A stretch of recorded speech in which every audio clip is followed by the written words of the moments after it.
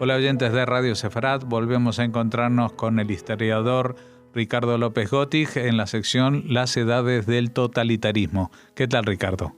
Hola Jorge, ¿cómo estás? Bueno, ya saben que hemos recorrido desde los inicios, incluso desde los preámbulos del siglo XX, estas corrientes que se iban forjando del totalitarismo y que están chocando justamente en estos capítulos, no solamente en el inicio de la Segunda Guerra Mundial, sino que ya será más adelante cuando se encuentre entre ellos, entre el nazismo, el fascismo por un lado, el comunismo por el otro.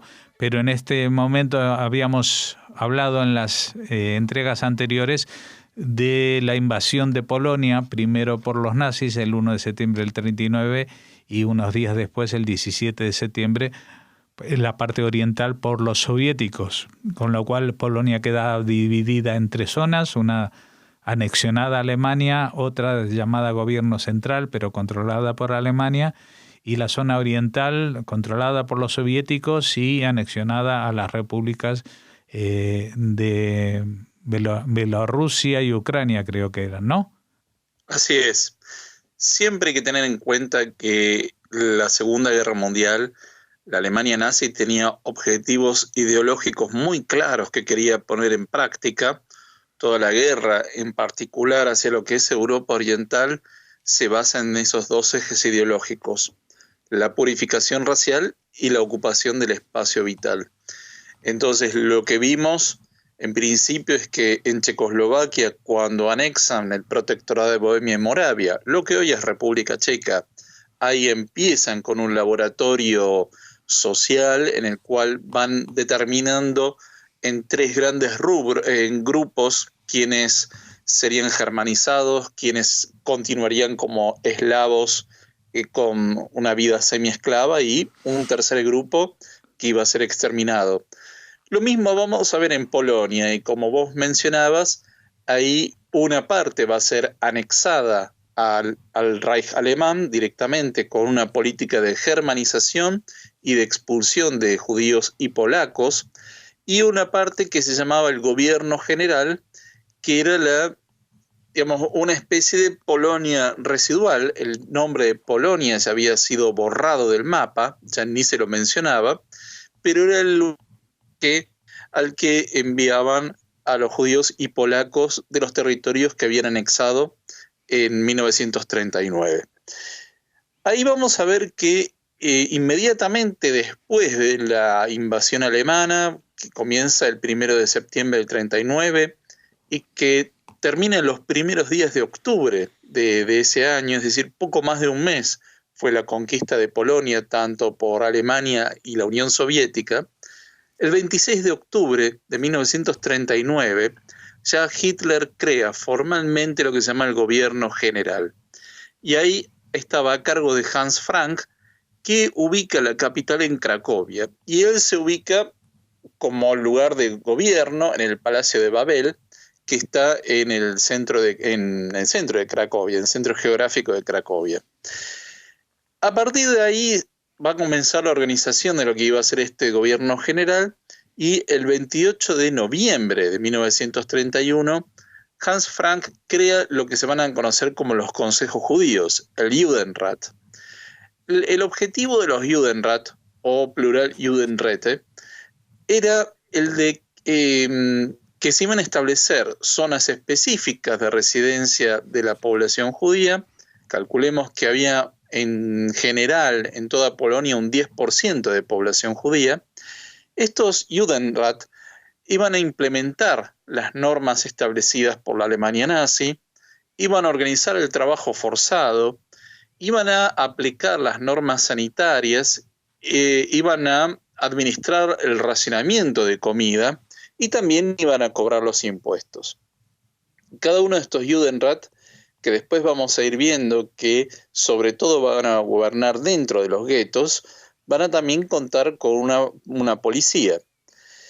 Y el 1 de diciembre de 1939 se hace obligatorio el uso de la estrella la estrella de David, el símbolo para identificar a los judíos en Polonia, tal como se había hecho ya en la Alemania nazi, porque todavía la política de los guetos no va a estar claramente establecida. Vamos a ver que la creación de los guetos en Polonia va a ser algo paulatino y va a haber una serie de ensayos y errores. El primer gueto importante va a ser en la ciudad de Łódź. Esto era dentro de lo que se llama el Warthegau, que era una de las regiones anexadas a Alemania, pero que no pudieron expulsar inmediatamente a los judíos residentes ahí. En total vamos a encontrar que va a haber casi 1.200 guetos en todo el territorio de lo que fue Polonia, pero algunos muy pequeños, con apenas cientos de personas, que luego van a ser deportadas a los principales guetos, como el de Varsovia, y otros que van a continuar durante toda la ocupación alemana. Estos guetos, en principio, al principio había como una libre movilidad, en el sentido de que los judíos se podían desplazar por fuera de los guetos, pero ya en 1940 van a comenzar a cerrarse, a poner muros alrededor de los guetos para que ni nadie pudiera entrar ni tampoco pudieran salir. Es decir, la salida permitida a los judíos de los guetos era para ir a las fábricas en transportes especiales que no tuvieran contacto ni con los polacos ni con los alemanes. Acá hubo una gran discusión en torno a qué hacer con los judíos de Polonia.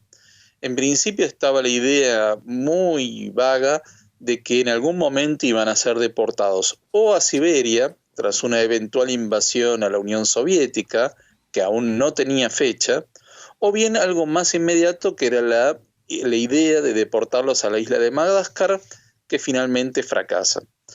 Entonces había dos grandes posturas sobre qué hacer con los judíos dentro de los guetos.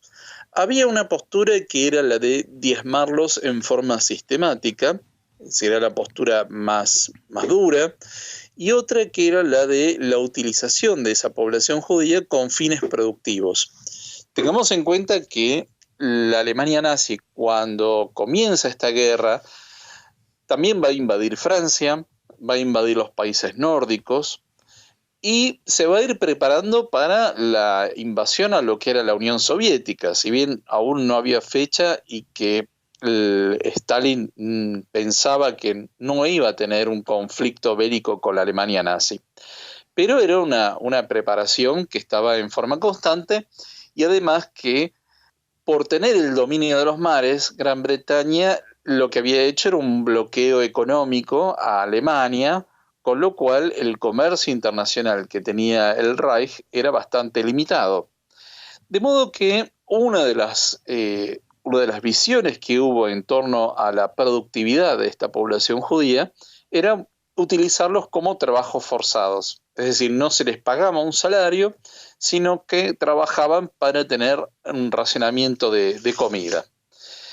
No había mucha escapatoria de esto, porque por otro lado, una de las evidencias que había dejado la invasión alemana es que todas estas deportaciones que estuvimos viendo en los distintos capítulos es que generaban una gran fractura económica y una pérdida de la productividad, porque no solo habían destruido físicamente una gran cantidad de inmuebles, sino que además todas estas deportaciones lo que generaban era una pérdida de la productividad, porque se estaban moviendo obreros de un lado a otro, campesinos. Entonces, ¿cómo retomar la productividad cuando los recursos eran cada vez más escasos durante la guerra? Entonces, lo que van a plantear es, bueno, vamos a utilizarlos como en una forma productiva, y esto, por otro lado, los líderes de los Judenrat consideraban que era algo de alguna forma positivo, porque una de las acusaciones típicas de los nazis es que los judíos no sabían trabajar.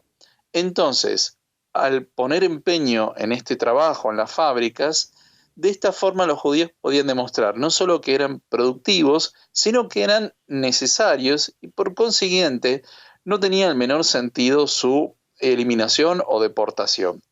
Entonces acá entra un círculo bastante vicioso y perverso en el cual los Judenrat de alguna forma tienen que, por un lado, gestionar con las autoridades alemanas la supervivencia de la población y por otro lado, para muchos de los que estaban recluidos en los guetos, eran vistos como colaboradores. Era una posición intermedia muy complicada.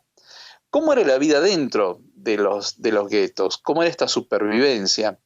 En principio, cuando se establecen, lo que se ve es que hubo un porcentaje de la población recluida que va a morir, que eran los más débiles, o sea, aquellos que tenían enfermedades, los ancianos, los niños, que van a ser los más frágiles a la hora de la supervivencia. Porque acá hay que tener en cuenta que la comida era escasa, la medicación era escasa, el tratamiento sanitario era muy inferior y que, por otro lado, había grandes problemas de hacinamiento, con lo cual había epidemias que comenzaban en los guetos, y esto también era algo que preocupaba a los alemanes, porque tenían un gran temor de que estas epidemias pudieran salir de los guetos y contagiar a los alemanes. ¿Y por qué era esta gran preocupación? No solo por no contraer enfermedades, sino porque justamente en el gobierno general se iban ubicando tropas que luego iban a invadir a la Unión Soviética. Entonces, lo que menos necesitaban en ese momento es que los soldados que iban a ocupar la Unión Soviética se enfermaran antes de entrar en combate. Y además, acá hubo una política de empobrecimiento general, porque lo que en principio hicieron los alemanes era cobrar fuertes sumas de dinero para enviar alimentos, también en una forma de extorsionarlos. Muchos de estos Judenrat entraron en esta lógica de ir aportando importantes sumas de dinero para de alguna forma extorsionar a las autoridades alemanas, pero que en definitiva esto no hizo más que prolongar la agonía. Los momentos más duros para los guetos van a ser ya a partir de 1941, porque uno de los grandes problemas que tenían los alemanes con los guetos es que veían que había un activo mercado negro.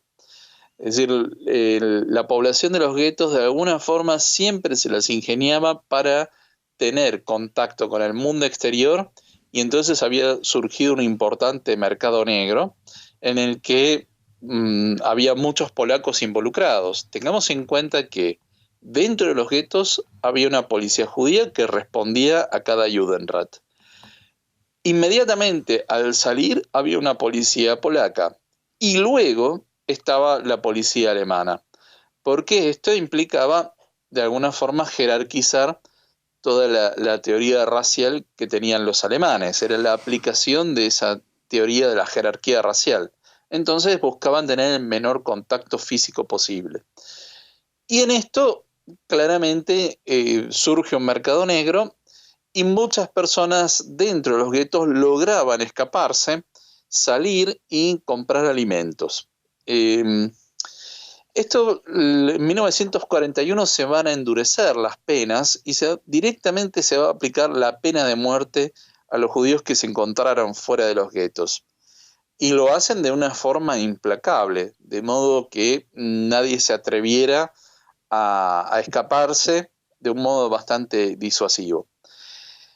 Entonces, lo que se ve es que en los dos primeros años, 1939 y 1940, es la formación de estos distintos guetos, cada vez más amurallados, más difícil de salir, administrado por cada Judenrat, en los que cada uno desarrollaba una estrategia de supervivencia y a ir sobreviviendo cada día en la medida de lo posible, con raciones cada vez más pequeñas de alimentos, porque Alemania estaba en guerra y la prioridad siempre le iban a tener los arios, y dentro de los arios el ejército. Entonces cada vez las raciones eran menores, esto afectaba la productividad de la población de los guetos, entonces también se iba generando todo un círculo perverso porque estas personas trabajaban mal alimentadas, se enfermaban y iba debilitando cada vez más a la población judía recluida en los guetos. Todavía no es la etapa de la solución final de los campos de exterminio, pero de a poco vamos viendo cómo es que se va llegando hacia esa política. Entonces, en principio la idea era deportarlos o bien recluirlos. Todavía la idea del exterminio no estaba tan clara, pero hay muchos indicios de que era algo contemplado por las más altas autoridades del nazismo. Uh-huh. Bueno, y las cifras más o menos que se pueden manejar de cuántos judíos fueron. Tú habías hablado de 1.200 guetos y del 10% de la población, pero iban llegando también gente deportada de otras zonas, ¿no? O sea, no solamente de otras zonas de Polonia, sino también dijiste Francia, Holanda, Bélgica. A medida que iban conquistando estos países, también iban transportando gente al gobierno, ¿no? Los que primero deportan son los de Alemania y de Checoslovaquia. Si bien en Checoslovaquia había un gueto y estaba lo que después va a ser el campo de Terezín, también había una deportación. Entonces, y esto es un dato interesante para tener en cuenta, y es que también deportaban a muchos cristianos que sus antecedentes, sus orígenes familiares habían sido judíos. Con lo cual ya estaba empezando a haber una deportación, y el gueto más importante por su número y claramente por su significación fue el de Varsovia, que llegó a tener casi 500.000 de personas dentro. Uh-huh. En un territorio que no es la ciudad, sino que es una pequeña porción de un barrio, ¿no? Son unas cuantas manzanas. Claro, era una porción muy acotada, por eso había problemas de hacinamiento y todo lo que eso significa para la sanidad, es decir, los contagios, gente malnutrida, con lo cual también los hacía mucho más vulnerables a las enfermedades, y era en parte también una política de eliminación de una forma paulatina, ¿no? No como los campos de exterminio, que ya directamente era la eliminación física rápidamente. Uh-huh. Pero todavía no hemos llegado a esa fase. Todavía estamos en esta fase más de agrupamiento que de aniquilación, ¿no? Un poco lo que estamos viendo es que todo este proceso del Holocausto no fue algo inmediato, sino que fue progresando a medida que, supongo yo, también encontraban facilidades para hacerlo. Es decir, que la guerra seguía, pero que nadie hacía demasiado caso a estas deportaciones. Claro, en el transcurso de la guerra vamos a ver que uno de los grandes problemas económicos que tuvo Alemania es la mano de obra, porque sus soldados antiguamente eran los que trabajaban en las fábricas y los trabajadores rurales, y estos son los que empiezan a mandar a los campos de batalla. Entonces, ¿quién trabajaba? Por un lado, entonces se utilizan los guetos y después, más adelante, los campos de concentración como mano de obra esclava. Y también, esto es muy significativo, a Alemania empiezan a deportar trabajadores de otros países, por ejemplo, de la Unión Soviética, de Europa Oriental, los mandan a trabajar a las fábricas.